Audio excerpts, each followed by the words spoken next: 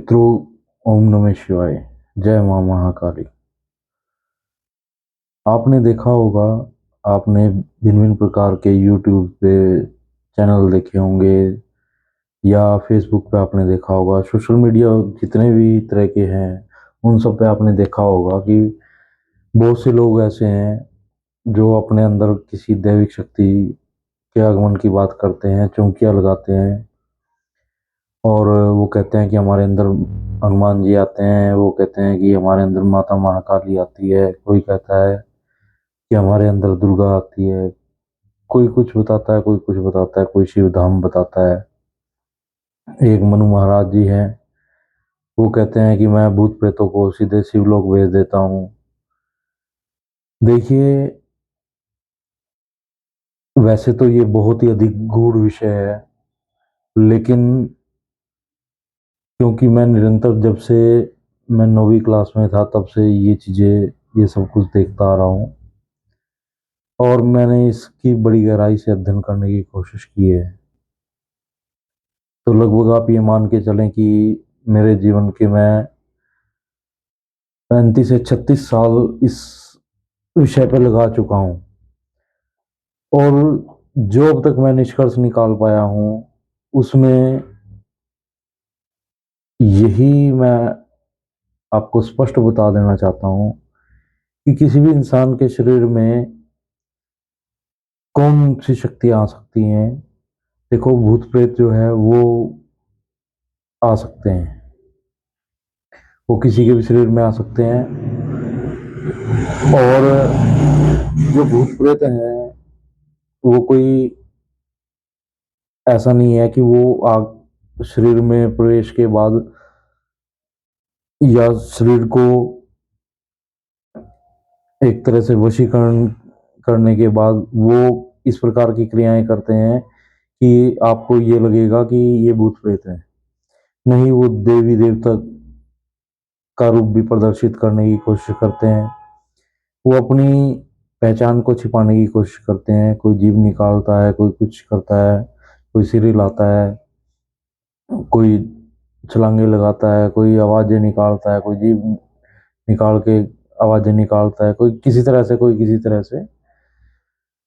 तो ये भूत प्रेत सामान्यतः 90% मैं अगर कहूँ तो जो लोगों के शरीरों में इस प्रकार की एंटिटीज आती हैं वो भूत प्रेत ही होते हैं। अब भूत प्रेत कौन है? अगर हमारी मृत्यु हो जाती है, अकाल मृत्यु हो जाती है, तो उसके बाद जो है हमारा आगे जन्म नहीं होता, तो हम जो है बीच में, जब तक हमारा जन्म नहीं होता तो हम जो है अकाल मृत्यु की अवस्था में मनुष्य ही वो प्रेत योनि में फंस जाता है और एक प्रेत की आयु जो है वो बहुत लंबी होती है। तो जो प्रेत योनि है वो बड़ी ही भयंकर योनि है और बड़ी ही कष्टकारक योनि है। तो इसमें उनको ना तो कोई भोजन दिया जाता। हमारे यहाँ प्रेत कर्म किए जाते हैं, जैसे कोई मनुष्य मरता है तो उसके बाद जो वो 13 दिन का कार्य होता है या फिर वर्ष में एक बार या फिर जो है अमावस पे, तो इस प्रकार से ये इसीलिए किए जाते हैं कि अगर कोई भी आपके परिवार से मनुष्य वो प्रेत योनि में चला गया है तो उनको जो है भोजन प्राप्त हो जाए, उनको वस्त्र प्राप्त हो जाए। आप लोगों ने देखा होगा कि जो पितरों के कार्य हैं उसमें वस्त्र भी दिए जाते हैं। मतलब अगर कोई इस प्रकार से है, इस अवस्था में है, तो उसको ये सब प्राप्त हो जाए और वो ना नंगा घूमे और ना ही जो है वो भूख प्यास से पीड़ित होके घूमता रहे। क्योंकि अल्टीमेटली देखिए, हमारे जो पूर्वज थे उन्होंने अपनी जितने भी उनके पास धन संपत्ति थी वो हमें तो सौंप के गए हैं। तो अगर वो कोई ऐसी अवस्था में है तो हमारा दायित्व, हमारा कर्तव्य बनता है कि हम उनको उनके उद्धार के लिए प्रयास करें, या अगर उद्धार नहीं कर सकते तो कम से कम जो है उनके लिए हम इतना तो करें कि उनको भोजन और वस्त्र आदि प्रदान कर सकें। तो देखिए, शरीर में आना, और ये भी आवश्यक नहीं है कि भूत प्रेत शरीर में उस व्यक्ति के आते ही हैं।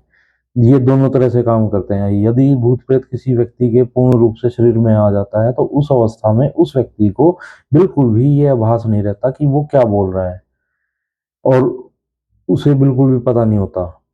लेकिन अगर वो शरीर में नहीं आते, वो अपनी एनर्जी, अपनी ऊर्जा के द्वारा जो है सामने वाले उस व्यक्ति को संचालित करते हैं। तो उस अवस्था में जो है वो उस व्यक्ति को पता रहता है कि मैं मेरा अपने शरीर के माध्यम से मैं क्या कह रहा हूँ। हाँ, लेकिन वो वशीभूत होता है, उसकी जीवा जो है, जो वो खड़ा प्रेत या प्रेतनी, डाकनी, पिशाचनी, जो भी ये एंटिटी है, वो जो बुलवाना चाहती है वो उससे बुलवा देती है, वो शरीर में नहीं आती। हाँ, उसके बाद आते हैं जो देवी देवताओं के गण होते हैं, वो शरीर में नहीं आते, वो आपको अपनी ऊर्जा के माध्यम से जो है नियंत्रित कर सकते हैं। इसी प्रकार से देवी देवता होते हैं, वो भी आपके शरीर में आ नहीं सकते। देखिए, देवी देवताओं की एनर्जी बहुत ही भयंकर एनर्जी होती है। एक तरह से मान के चले कि वो आपका शरीर 220 वॉट का गजट है, और आप उसमें सीधे जो है कई लाख किलोवाट, कई लाख वाट की जो है उसमें एनर्जी अगर छोड़ देते हैं, इलेक्ट्रिसिटी छोड़ देते हैं, तो आप जानते हैं कि 220 वाले गजट का क्या हाल होगा। मान लो आपका ट्रांसफार्मर जो है वो 2 फेज हो गया, 3 फेज हो गया एकदम से, और एक ही लाइन में जो है वो आवश्यकता से अधिक इलेक्ट्रिसिटी आ गई पावर की, तो उस समय क्या होता है कि आपके जितने भी इलेक्ट्रिकल इक्विपमेंट है सारे के सारे वो सड़ जाते हैं, क्योंकि वो बर्दाश्त नहीं कर पाते। इसी प्रकार से देवी देवताओं की एनर्जी और हमारी एनर्जी मैच नहीं करती। हम लोग उनकी एनर्जी को बर्दाश्त नहीं कर सकते, हमारा शरीर उस एनर्जी को बर्दाश्त नहीं कर सकता।